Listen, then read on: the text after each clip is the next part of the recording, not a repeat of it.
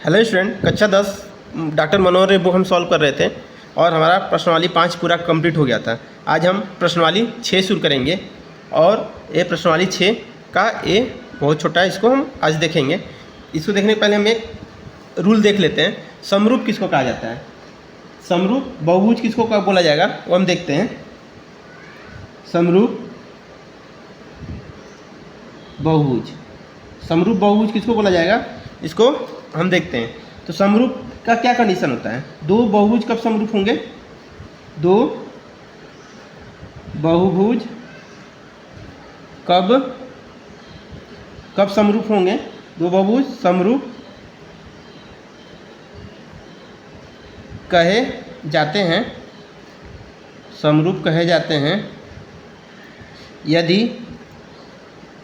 यदि एक नंबर पहला क्या होगा, उनके संगत कोण बराबर होंगे।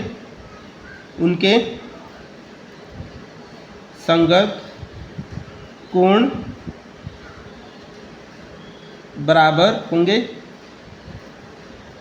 पहला उनके संगत कोण बराबर होने चाहिए और दूसरा में क्या होगा, उनकी संगत भुजाओं की लंबाई अनुपातिक होनी चाहिए।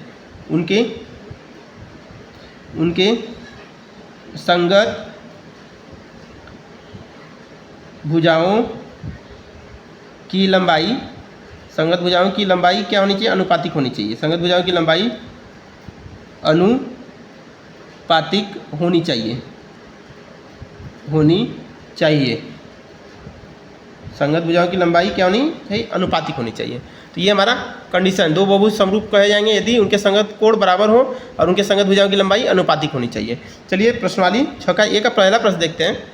इसमें क्या बोल रहा है? निम्नलिखित युग्मों के दो भिन्न भिन्न उदाहरण दीजिए। पहला है समरूप आकृति। समरूप आकृति किसकी होती है? समरूप आकृति हम बोल सकते हैं किसकी? दो वृत्त, जैसे हम ये क्या है, दो वृत्त खींच लिए, ये दोनों आपस क्या होंगे? समरूप होंगे। तो क्या बोल सकते हैं? दो वृत्त परस्पर समरूप होते हैं। क्या बोल सकते हैं? दो वृत्त परस्पर समरूप होते हैं। दो वृत्त परस्पर समरूप होते हैं। दो उदाहरण देना है और हम क्या करते हैं, दो वर्ग खींच लेते हैं। ये क्या है हमारा? दो वर्ग है, तो दोनों भी क्या होंगे? परस्पर समरूप होंगे। दो वर्ग क्या होंगे? परस्पर समरूप होंगे। दो वर्ग परस्पर क्या होंगे? समरूप होंगे। दो वर्ग क्या होंगे? परस्पर समरूप होंगे। तो ये पहला समरूप आकृति का उदाहरण हो गया। अब दूसरे में क्या बोला? ऐसी आकृतियाँ जो समरूप नहीं है, हमको समरूप नहीं है इसका उदाहरण देना है। तो ये बहुत आसान होता है। मान लीजिए समद्विबाहु त्रिभुज ले लें और विषमबाहु त्रिभुज ले लें। क्या लें? समद्विबाहु त्रिभुज तथा विषमबाहु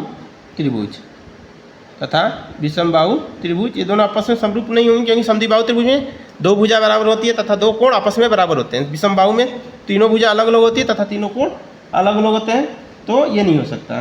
दूसरा क्या हम उदाहरण ले सकते हैं? एक वृत्त और त्रिभुज आपस में समरूप नहीं होते। एक वृत्त तथा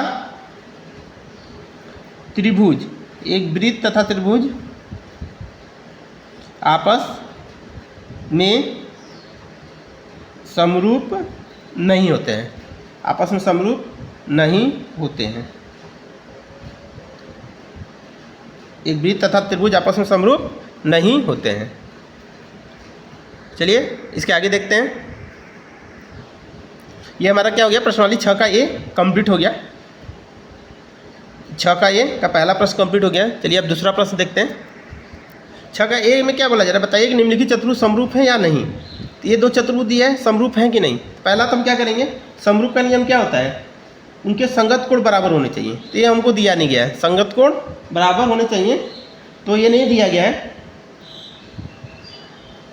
क्योंकि बराबर नहीं है, इसलिए नहीं दिया गया है। तो पहला कंडीशन क्या मिल गया? इनके संगत कोण बराबर नहीं है। इनके संगत कोण बराबर नहीं है। और क्या बोला? भुजाएं अनुपातिक होनी चाहिए। अनुपातिक मतलब देखिए 1.5 क्या करेंगे? 1.5/3 बराबर फिर 1.5/3, 1.5/3। और सबको हम, ये क्या हो जाएगा 1/2 आ जाएगा, बराबर क्या होगा 1/2 बराबर 1/2। तो अनुपातिक तो है लेकिन इनके संगत कोण बराबर नहीं है, इसलिए हम क्या बोल लेते हैं, ये समरूप नहीं है। क्या बोल सकते हैं, ये समरूप नहीं है, ये समरूप नहीं है, ये हम बोल सकते हैं। चलिए अगला प्रश्न देखते हैं। इसमें क्या बोला जा रहा है, बताइए कि निम्नलिखित चतुर्भुज ABCD PQRS समरूप है या नहीं। तो देखिए यहाँ 2.4, तो समानुपातिक पहले चेक कर लेते हैं, समानुपातिक चेक कर लेंगे। देखिए यहाँ क्या है, भुजा भी दिया हुआ है और कोण दिया हुआ है, तो पहले देखते हैं समानुपातिक है कि नहीं। कि 2.4 4.8 हो जाएगा, इसका इसमें 2 का गुना करेंगे तो 1/2 हो जाएगा। फिर अगले का क्या आएगा, यही हमारा 2.1/4.2, क्या आ गया 1/2। और फिर इसका क्या आएगा हमारा 2.5/5, इसका क्या है 1/2 हो जाएगा। और ये हमारा क्या है 3 है, तो ये 1.5 सेंटीमीटर होना चाहिए, तो क्या हो जाएगा 1.5/3, तो बराबर 1/2। तो देखिए भुजाएं क्या है, समानुपातिक है, बराबर बराबर आ गया, तो ये समान अनुपातिक है। और कोण देखिए बराबर दिया हुआ है, कोण क्या दिया है, कोण D बराबर कोण S, कोण C बराबर कोण R, कोण A बराबर क्या हो जाएगा कोण P, तथा कोण B बराबर कोण Q। तो क्या हो गया, दोनों आकृति समरूप हो जाएंगे, इसलिए हम लिख सकते हैं दोनों आकृति समरूप होंगी। क्या होंगी, समरूप होंगी। तो हमारा ये प्रश्नवाली 6 का A कंप्लीट हो गया। आज यहीं तक करते हैं, फिर हम नेक्स्ट क्लास में 6 का B देखेंगे। अभी के लिए इतना ही। जय हिंद, जय भारत।